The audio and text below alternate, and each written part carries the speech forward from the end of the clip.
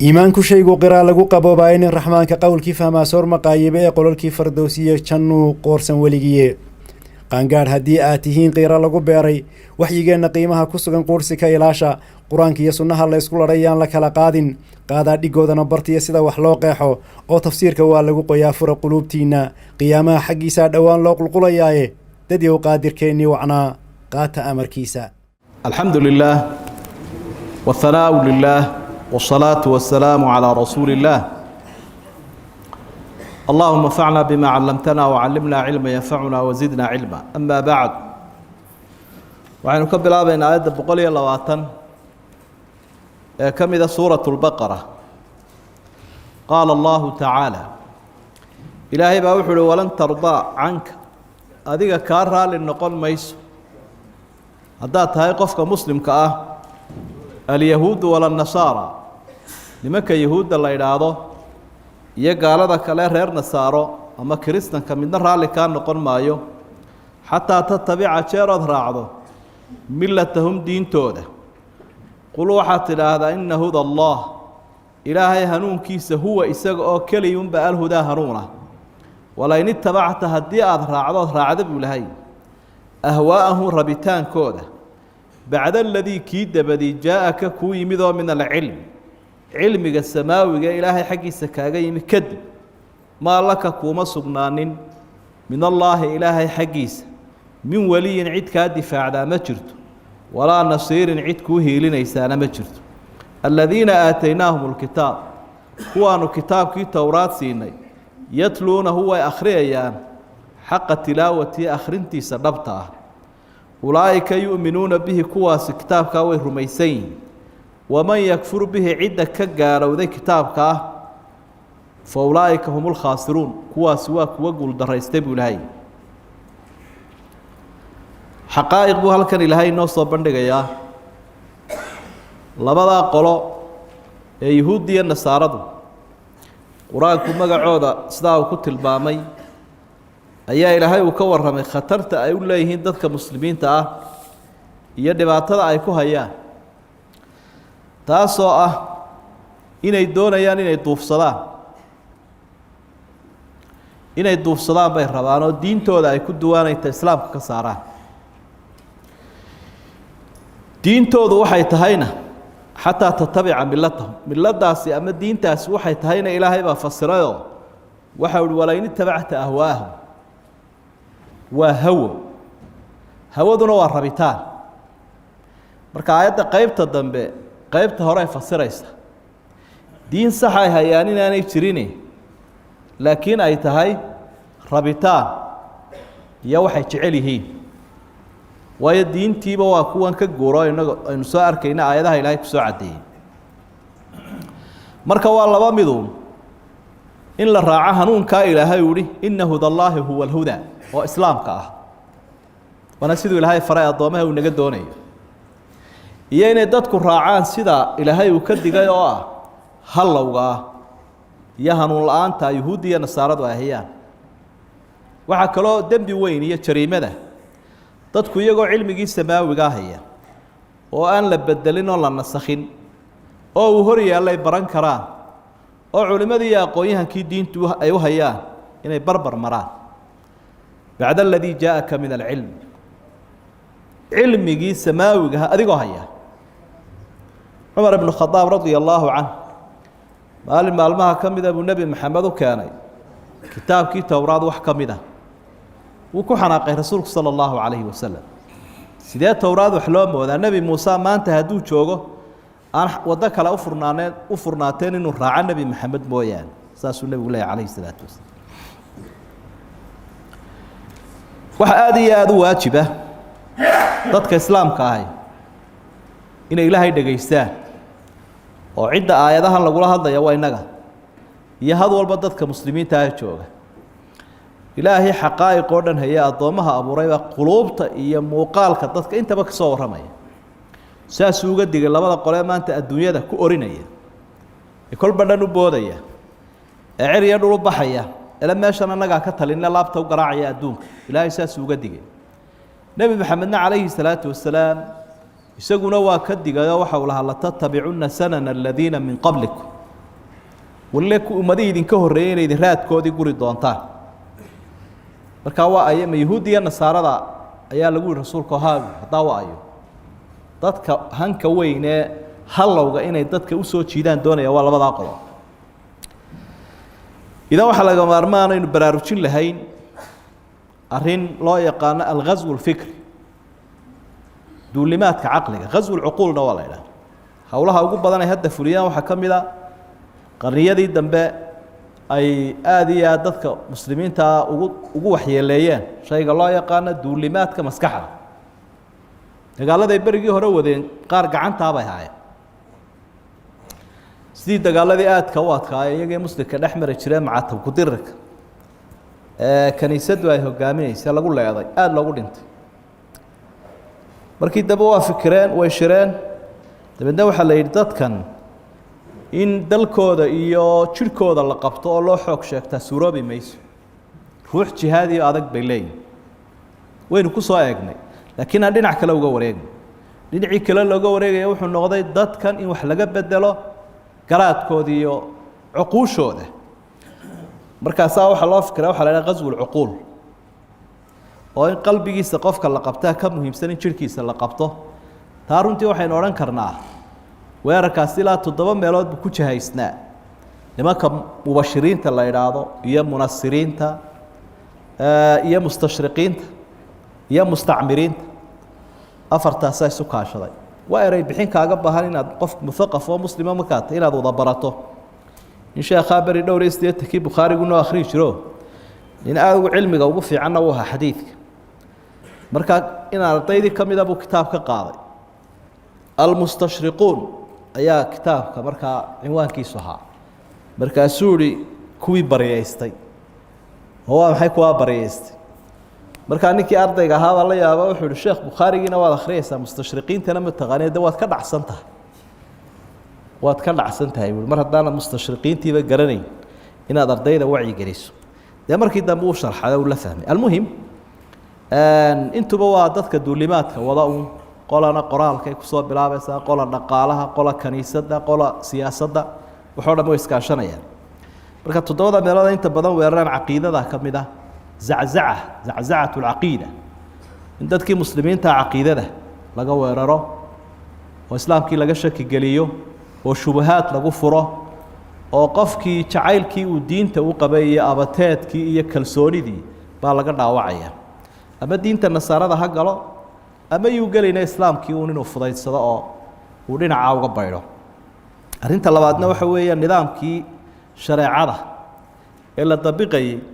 ee la dhaqan gelinayay ee samaaxadda watee nolosha macaan dadka dhadhansiinayay in laga durkiyo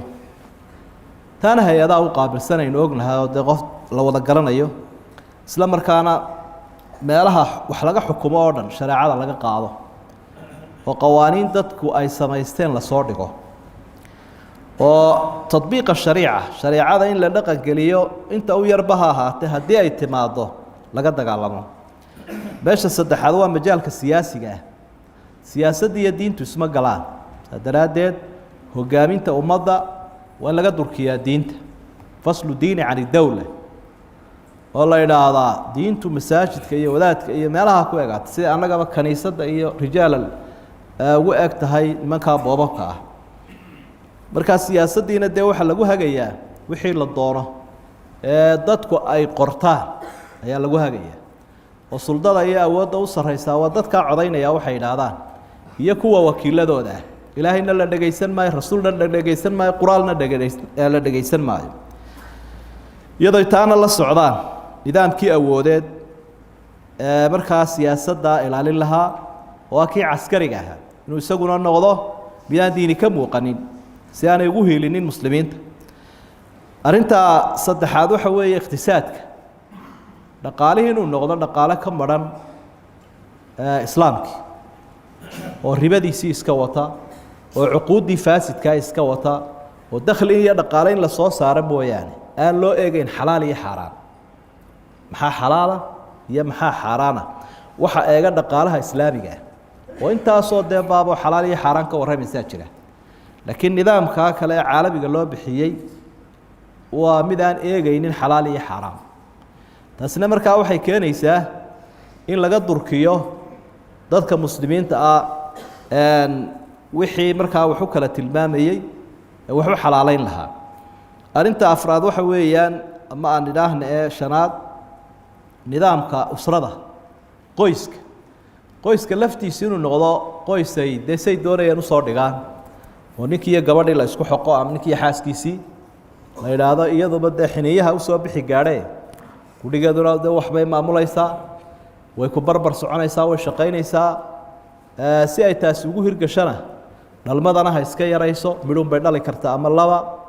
dabeedna iyadoo suxulduuban oo shandadeedii la ordayso oo dee kaba kulul iyo koofiyad bira gashan iyaduna ay ninka barbar cararto markaa qoyskii laba madaxweyne uu noqdo laba jeermaan bay meeshu leedahay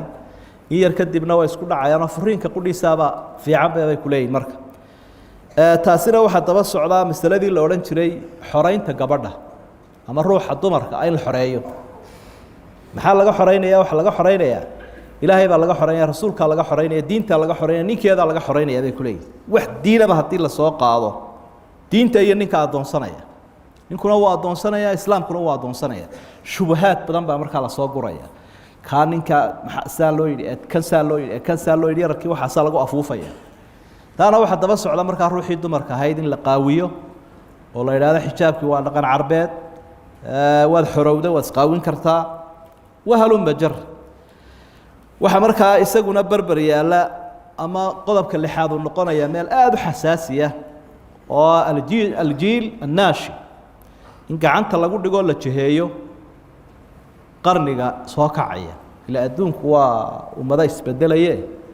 qarnigaa soo kacaya iyo daayarta marka majaalka ama dhinaca waxbarashada manaahijta waxbarashada laga bilaabo rawdada ama xanaanada ilaa PhD da inta la diyaarinayo intaa in rag qaabilsan oo dhaqaalihii hayo qoraalkii hayo la duldhigo oo caalamul islaami loo dhiga manaahijta manhajka wax lagu baranayo waa ka soo saara ardayga siyaasadda waxbarashada waxa weeye qofka la doonayo manhajka soo saara manhajka iyo muallimka soo saara qofkii la doonayay marka taana wax iyagu ay isku hagaajiyeen oo la diyaariyeen uu noqdo doorka diintu ay ku leedahay in aad da'iil looga dhigo macnaha wax aada u yar qur-aanka sida loo dhigayo xiisadda goorta la dhigayo mucallimka dhigaya mushaharkuu qaadanayo waxaasoo dhan ardayga loo wada tusiyo wax la wada yasay oo hooseeya oo xagga dambe ah taasina markaa waxay soo saaraysaa ka furanaysaa ragga hadhowta soo baxaya inay noqdaan rag ay leeyihiin wala wadamada muslimiintaba ha iska joogaan oo u fikiraya sidii iyagu ay u fikirayeen hawlahay doonayeenna fulin karaa waxaa intaasoo dhan tuulahe loo adeegsanayaa waxaa loo yaqaano iclaamka iyo qoraalka in wixii la waxaan sidii loo baahin lahaa iclaamkana gacanta lagu dhigo aslimadana laga ilaaliyo inaanu wax islaami soo gelin akhlaaqiyaadkii oo dadkii laga dhaawaco iyo umuurtan oo lagu baahiyo iyo ummado shisheeyo oo gacanta ku haya marka toddobada arrimood la isu geeyo waxa faafaya waxaan ilaahay uu doonayo waxaan ilaahay uu ka digaya subxaanahu wa tacaala ee diin la-aanta iyo shisheeyo waxay doonayaan idan markaa xalku wuxuu noqonayaa dadka muslimiintii ugu horeyn horta taahiir buu ku yeeshay caalamul islaami oo iyagoo laba dagaalamin baaba dadkiiba iska diyaar yihiinba arrinkii wuxuu gaadhay dadkiiba inay iska diyaar yihiin kii madaxda aha iyagii buu daba socdaa kii aqoon-yahanka iyagii buu daba socdaa kii dhaqaalaha haya iyagii buu qaanuunkoodii soo qaadanayaa da'yartii waa kuwa u suxul duubaya berigii hore kaniisaday ayaa la soo diri jiray oo afrika iyo meelaha iyo adduunyada dhex maro oo xoogaa kaneeca ah ay ku cuntoo bobab kuba dhiman jireen dadkii baaba imika iska shubmayo iyagii nooligii bixinayo kaniisadii yurub ugu tegaya yurub iyo maraykan baabay ugu tegayaan waxaan filayaa inaad dhallinyarada qaarkood oo dee tahriibe marka aa warwaraysataa waxa lagu hebel kaniisad buu imika galaa weli lama qaabilinoo kaniisad baa imika qaabishu weli usii hoydaa waabay ka nasteenba boobabkay usoo dirayeen iyo kharashkii lagu bixinayo dadkiibaa markii ay quluubtoodii qabsadeen iyagii isnooliyey oo isxambaar noqday oo dhex tegeyba markaa ugu horeyn horta inaynu fahamnaabaa muhiima waxaan ilaahay inooga warramaya casrigan halka uu marayo iyo siduu u socdee loo suubiyey loo sallaxay ee loo caalamiyeeyey marka xalkuna wuxuu noqonayaa ama mushkiladdan marka hore waxaa keenay jahliga haddii maalan aad ka jaahil tahay cudurka ku haya dawadiisa raadin kari maysid dadka muslimiintii diintoodiina way ka jaahil noqdeen dadka waxaan ku wadana waxay u maleeyeen qof naasix oo u danaynaya xalkuna markaa wuxuu noqonayaa in diintii islaamka la barto dadka weliba aqoonta leh aqoonyahankiina ay aad iyo aad ugu dadaalaan arrintaa aynu ka warramayna duulimaadka noocaasa inay bartaan oo maraajic baa laga qoray kutub baa laga qoray caalam islaam mufakiriintu ay qoreen iyaga laftigoodu kutubtoodii ay qoreen ay ku badheerayeen ay afkaartooda ku cadaynayeen baa taalla maktabadaha oo bannaanka taalla qarniga soo kacaya in loo hagaajiyo manhajka waxbarashada tawciyada wacyigelinta ummadda in la badiyo dadka mas-uuliyiinta ummadda u madaxda ahi ilaahay arrimahan uu weydiinaya aakhire inaanay ummadooda lugoynine oo aanay ilaahay ka hor imanine iyaguna ay ammaanada gutaan oo dadka aanay sidan u jahawareerinin dacwadda oo la faafiyo loo dadaalaana ay badato alamru bilmacruuf wannahyu can ilmunkar baabkaana la oogo waa waxyaabaha xalka u noqon kara ghaswul fikriga waxaa la yidhaahdo marka daayartiinu qof maadi baranaya qof diini baranayaba mowduuca thaqaafada loo yaqaano ee qofka garaadkiisu inuu sarreeyo qof waaciya yahay oo kala og waxa la kala macaashayo iyo halka la isla marayo waa inaad noqota taasaynu baraarujin lahayn kutubta caqiidada iska baro xadiidka iska baro tafsiirkii fiqigii culumtii sharcigaha maadigii laakiin waa inaad ku xisaabtantaa waxaan ilaahay uu naga digaya intanoo arrimood casrigan halka uu marayo iyo meesha aad ka heli karto saasaad ku baraarugaysaayoo markaa aan lagu suldaari karayn oo lagu sabaaxadaynin qaala allahu tacaala ilaahay baa wuxuu markaa ka warramay cadaaladda qur-aanka weeyaane inay jiraan qaar ahlu kitaabka ka mid a oo iyagu rumeeyey kitaabkoodii keennana rumeeyey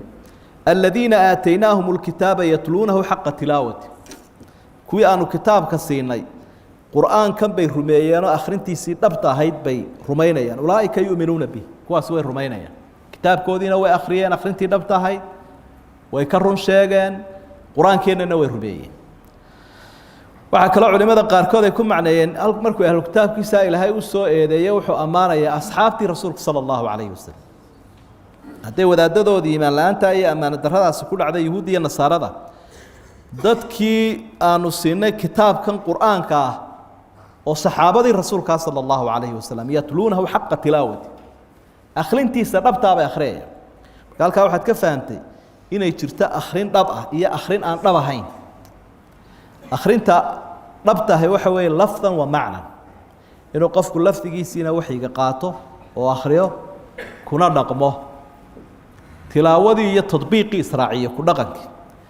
haddii laakiin ku dhaqankii halkaa uu iska dhigo waa tilaawo keliya